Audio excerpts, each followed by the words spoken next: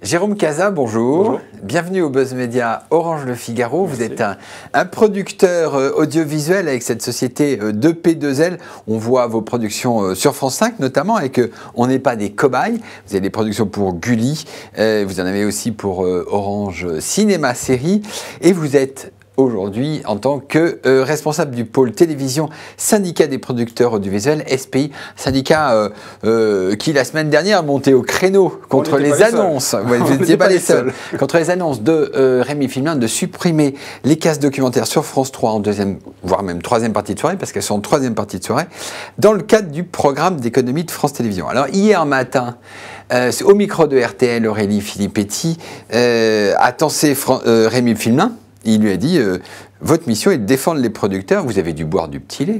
Non, je ne bois pas du petit lait parce que je dirais que on s'est vu avec Rémi Filmin il y a quelques jours, et le malentendu et le couac de communication a été levé. C'est un gros couac parce qu'il a répondu assez vertement. Ça a été levé. La case documentaire du lundi soir, c'est de ça dont il s'agit, c'est 25 documentaires historiques sur l'année, est maintenue.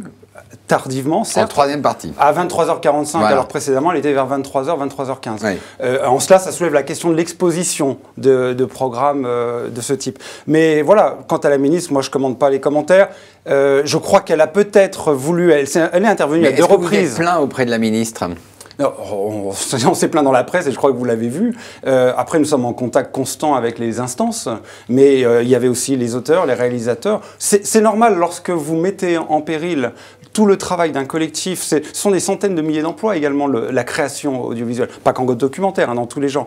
Donc c'est logique à un moment donné qu'on interpelle le service public. Que vous défendiez. Voilà. Mais alors, à un moment où on demande aux Français de payer 6 € supplémentaires de redevance, où les salariés de France Télévisions risquent de payer assez lourdement, puisqu'on parle d'un plan de suppression de 500 postes, voire beaucoup plus, est-ce qu'il n'est pas normal que les producteurs fassent aussi des efforts pour réduire les coûts de France Télévisions ? Mais les producteurs font des efforts, et d'ailleurs ils en font depuis quelques années à cause de toutes les réformes qui ont eu lieu dans notre secteur, à cause de la révolution numérique. Il faut imaginer qu'en ce moment on est en train de vivre la plus grande transformation du secteur depuis les années 80 à la création des chaînes privées. Donc ce qui se passe est colossal pour nous, et d'ailleurs les producteurs, les auteurs, les réalisateurs, on va tous faire des efforts. France Télévisions, son budget va baisser de 5%, nous sommes d'accord pour dire que le budget dédié à la création, c'est-à-dire 420 millions d'euros, diminue de 5%. Oui. Pas plus cependant, aujourd'hui on entend plus que ça. Oui. Et là on n'est pas tout à fait d'accord. Il va revenir un budget qui était 380, 365, 380. Si c'est de l'ordre de 400 millions d'euros, je pense que ça passera mieux. Vous êtes d'accord pour une réduction de 5%? Mais c'est normal, c'est la crise, tout le monde doit faire un effort. On est tout à fait d'accord là-dessus.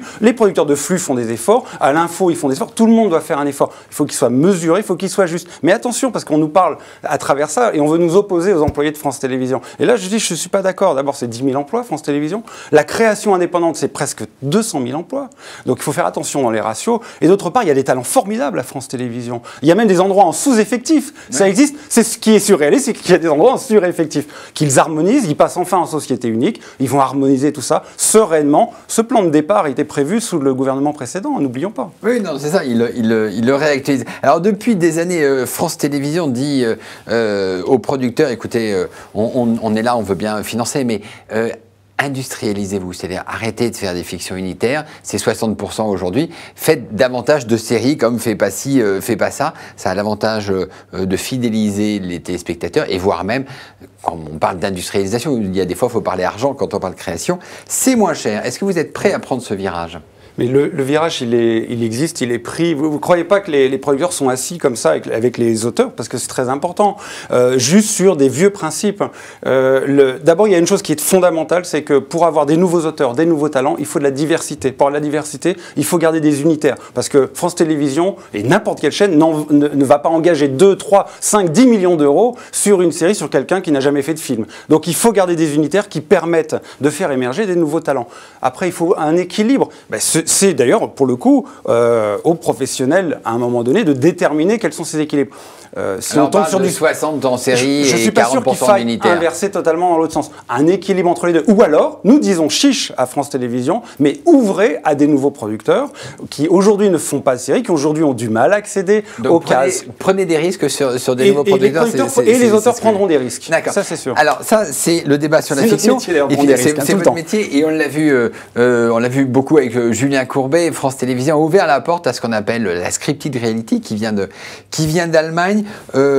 Mélange, je le rappelle, entre la fiction que vous connaissez bien et la télé-réalité que vous ne connaissez pas du tout.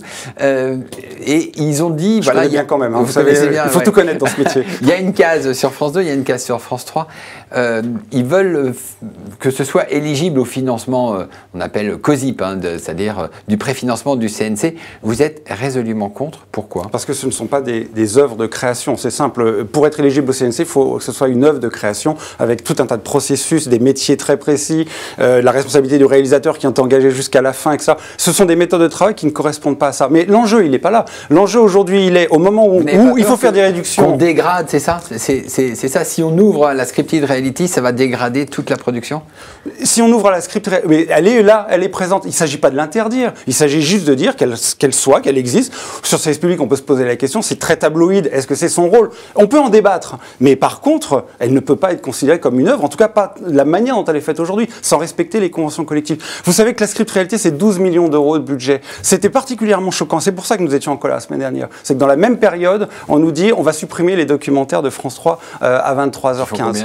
C'est 3,7 millions sur l'année, c'est 25 films. Et de l'autre côté, il y a 12 millions d'euros pour la script réalité. À un moment donné, dans les missions du service public, c'est légitime qu'on se pose la question, est-ce que l'argent justement des contribuables que vous citiez tout à l'heure, lorsque nous cotisons pour la redevance, est-ce qu'il doit aller vers la script réalité ou est-ce qu'il doit aller vers un contenu qui m'élève un petit peu? Mais si ce même contribuable est un téléspectateur et qui préfère la scripted qu'un documentaire en troisième partie de soirée, il peut la regarder, mais qu'elle ne soit pas qualifiée dans les obligations, qu'elle n'aille pas au CNC. CNC d'ailleurs, dont je rappelle, parce que c'est une chose que les gens ne comprennent pas toujours, c'est de l'argent, c'est du réinvestissement de l'argent du secteur. C'est vraiment du réinvestissement. C'est pas de l'argent qui vient de l'État, ni de nos impôts, qui sont déjà assez importants, malheureusement.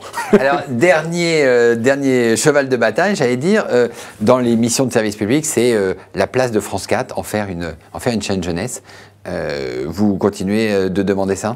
Non, nous, on ne demande pas particulièrement. D'abord, à un moment donné, je crois que sur la ligne éditoriale des chaînes, il doit y avoir des débats qui doivent exister et que tout le monde puisse s'exprimer. Par exemple, sur France 3, nous recommandons, où il y a un vrai sujet, dans le cadre des évolutions législatives et notamment de la décentralisation, qu'il y ait une vraie réflexion qui soit menée, un débat national et en interne et en externe, sur le rôle de France 3 dans les régions. C'est plusieurs chaînes régionales, c'est décentraliser France 3? On n'a pas pour l'instant une vision extrêmement ferme parce que nous voulons avoir un débat. Oui, il y a de la création en région. Oui, il y a un rôle fondamental que France 3 a et doit peut-être amplifier. Mais comment il s'exprime, comment il se fait, ça doit se faire, à mon avis, dans une grande concertation. En 2013, ça doit être la place d'un grand débat. France 3, on veut en faire quoi? Et puis, en 2014, la transformer, peut-être. Alors, très rapidement, mais vraiment très rapidement, sur France 4, vous en voulez une chaîne jeunesse? France 4 doit être une chaîne laboratoire, doit être une chaîne proche de son public. Il faut déterminer. En jeunesse, pourquoi pas? Dans la journée, pourquoi pas? Très bien, Jérôme Cazat. Merci. Et nous nous retrouvons demain avec un nouvel invité. Merci.